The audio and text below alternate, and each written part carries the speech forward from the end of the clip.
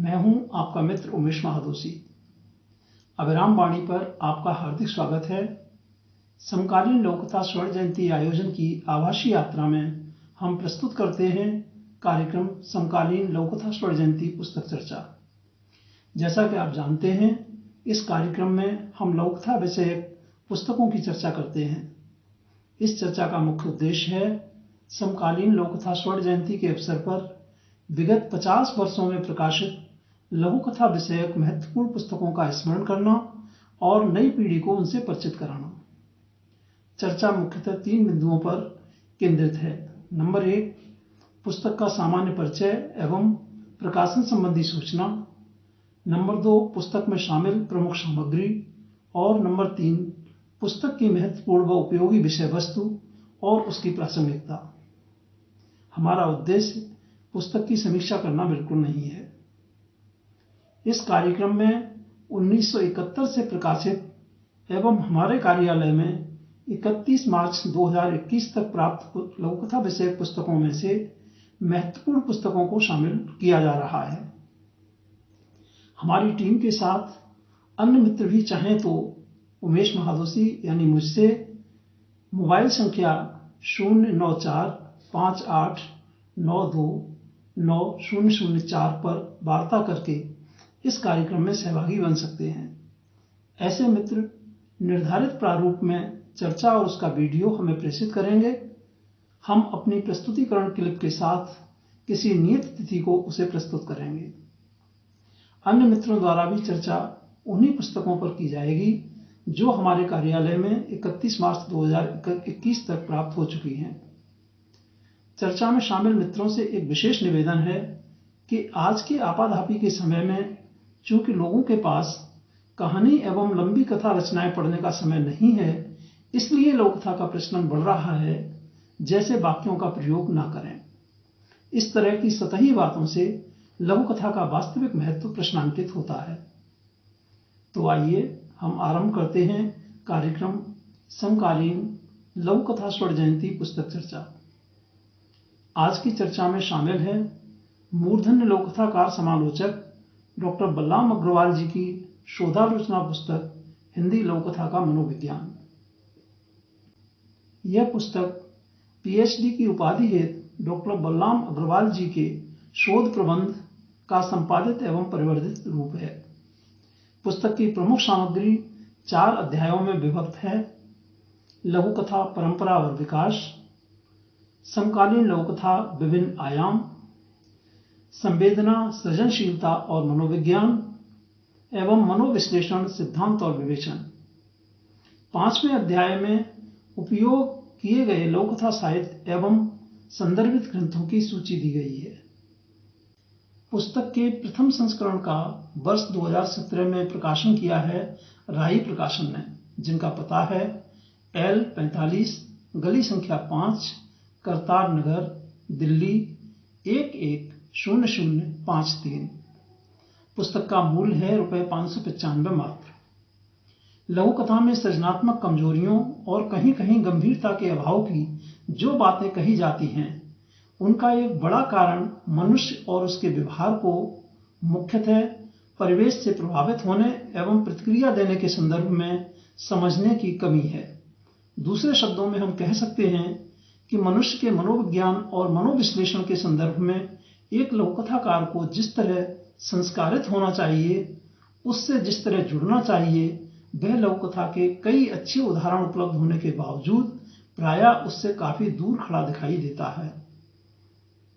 संभवतः इसी को ध्यान में रखकर डॉक्टर बलराम अग्रवाल जी ने शोध के लिए एक ऐसे विषय का चुनाव किया जो लघुकथाकारों को लघुकथा सृजन से पूर्व लघुकथा की आधारीय भावभूमि के रूप में मनुष्य के व्यवहार, उसके प्रभावों को सूक्ष्मता से समझने के लिए प्रेरित करने में सक्षम है। उनके इसी शोध कार्य का संपादित एवं परिवर्धित रूप महत्वपूर्ण ग्रंथ हिंदी लोककथा का मनोविज्ञान के रूप में आया है। मनुष्य के मनोविज्ञान और मनोविश्लेषण को समझने के साथ समकालीन लोककथा को उसके आधार पर विभिन्न कोणों से परखने का काम इस विश्लेषण में किया गया है, जो निश्चित रूप से लघुकथा सृजन को अपेक्षित दिशा देने में सक्षम है। इस ग्रंथ में संपूर्ण विश्लेषण को प्रमुखतः 4 अध्यायों में बांटा गया है। पहले भाग लघु कथा परंपरा और विकास के आरंभ में लघु कथा की संकल्पना और परंपरा, विधापरक विकास की प्रेरक परिस्थितियों एवं लघु कथा के आकार को समझने का प्रयास है। इसके बाद विभिन्न कालखंडों में लघु कथा के रूप स्वरूप और प्रवृत्तियों के आधार पर आधुनिक काल में उनकी भूमिका के औचित्य का परीक्षण किया गया है। इसी क्रम में हिंदी की पहली लघु कथा के विभिन्न दावों का परीक्षण और आधुनिक लघु कथा के विकास क्रम को समझा गया है। वर्षानुक्रम में 1875 से 1970 के मध्य सृजित लघु कथाओं की प्रकृति की चर्चा करते हुए परिस्थितियों एवं परिवेश के प्रभावों को ग्रहण करती हुई 1970 के बाद की समकालीन लघु कथा की मौलिकता और सदृश रचनाओं से उसकी भिन्नता को विस्तृत विश्लेषण के साथ स्पष्ट किया गया है। इससे समकालीन लघु कथा के उद्भव का आधुनिक मनुष्य के संस्कारों और उसके अद्यतन परिवेश से संबंध स्पष्ट होता है और समकालीन लघु कथा स्पष्ट भिन्नताओं के आधार पर आधुनिक काल की मौलिक रचना सिद्ध होती है। दूसरे अध्याय समकालीन लघु कथा विभिन्न आयाम में समकालीनता के अभिप्राय को विभिन्न शब्दकोशों एवं विद्वानों के माध्यम से स्पष्ट करते हुए उसके संदर्भ में समकालीन लघु कथा और उसके फलक पर विस्तार से बात की गई है। प्रमुख समकालीन लघु कथाकारों का संक्षिप्त परिचय भी उनके योगदान सहित दिया गया है, जिन्होंने लघु कथा को गहराई से समझते हुए समकालीन लघु कथा के रूप में प्रतिष्ठित करने में महत्वपूर्ण योगदान किया है। संवेदना, सृजनशीलता और मनोविज्ञान नामक तीसरे भाग में सृजन की आधार भूमि के रूप में संवेदना को विस्तार से समझने का प्रयास किया गया है। मनोविज्ञान के संदर्भ में संवेदना की व्याख्या, संवेदना के विभिन्न आयाम और प्रकार तथा सृजनशीलता की आवश्यकता के संबंध में मनोविज्ञान पर प्रकाश डाला गया है। मनोविश्लेषण के संदर्भ में बिंब निर्माण तथा अभिव्यक्ति के माध्यम के रूप में सर्जन की भाषा पर भी इस अध्याय में विचार किया गया है। बिंब की रचना प्रक्रिया में मनस्तत्व का सर्वाधिक योग और सृजन से जुड़ने वाले व्यक्ति के लिए व्यक्ति और समाज के मनोविज्ञान से परिचित होना आवश्यक माना गया है। अभिव्यक्ति के कलात्मक पक्ष के रूप में बिंब और अभिव्यक्ति के रचनात्मक माध्यम भाषा के वास्तविक आशय और संवेदना के साथ उसके संबंध को भी स्पष्ट किया गया है। इस संदर्भ में बलराम अग्रवाल जी का यह कथन द्रष्टव्य है। मार्मिक यथार्थ संवेदनाओं को भाषा द्वारा अभिव्यक्त करना ही लघु कथाकार का ध्येय रहता है। भाषा और संवेदना को वह अलग अलग करके नहीं देखता, क्योंकि जिस संवेदना को वह महसूस करता है उसे व्यक्त करना चाहता है। इसी अध्याय में अन्यत्र भी उन्होंने लिखा है, सर्जन के स्तर पर भाषा जब संवेदन या अनुभव को व्यंजित करती है, वह व्यवहार और प्रयोजन को प्रकट करने वाली भाषा नहीं रहती। सर्जन की भाषा का रूप संवेदनात्मक होता है। ग्रंथ के चौथे और सर्वाधिक महत्वपूर्ण भाग मनोविश्लेषण, सिद्धांत और विवेचन में मनुष्य के मनोविश्लेषण के प्रमुख सिद्धांतों पर प्रकाश डाला गया है। इनमें Freud, Alfred Adler, Harry Stack Sullivan, Carl Gustav Jung, Otto Rank, Sandor Ferenczi, Wilhelm Reich, Karen Horney, Eric फ्राउम इत्यादि के सिद्धांत शामिल हैं। फ्रायड के सिद्धांत सर्वाधिक महत्वपूर्ण माने जाने के बावजूद अन्य मनोविज्ञानियों के सिद्धांत भी मनुष्य को समझने में महत्वपूर्ण सिद्ध होते हैं। यद्यपि अन्य विद्वानों की दृष्टि में एक तथ्य यह भी हो सकता है कि भारतीय साहित्य, जो हर दृष्टि से समृद्ध है, में भी मनुष्य को मनोविश्लेषण की दृष्टि से समझने के लिए सूत्र खोजे जा सकते हैं। इस संदर्भ में इतना समझना पर्याप्त होना चाहिए कि एक तो प्रत्येक शोध का एक दायरा होता है, दूसरे समकालीन मनुष्य को मनोविश्लेषण के समकालीन सिद्धांतों के परिप्रेक्ष्य में कहीं अधिक अच्छे से समझा जा सकता है।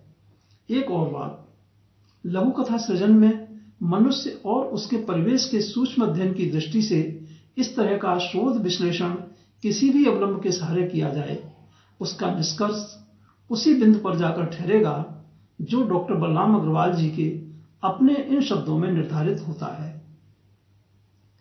व्यक्ति की सामाजिक और सांस्कृतिक पृष्ठभूमि के चित्रण का काम ही तो समकालीन लोककथाकार कर रहे हैं।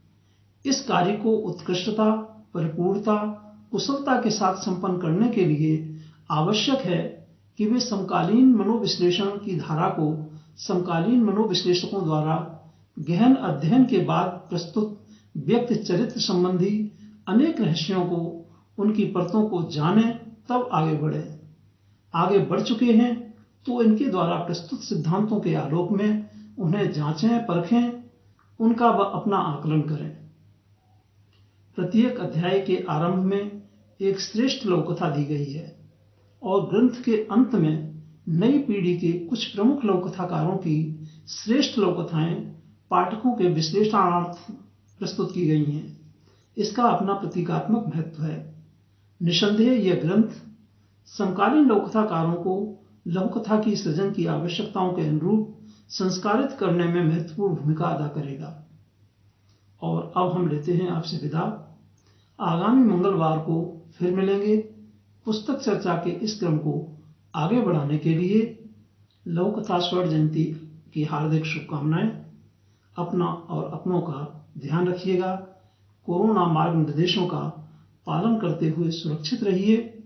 नमस्कार मित्रों।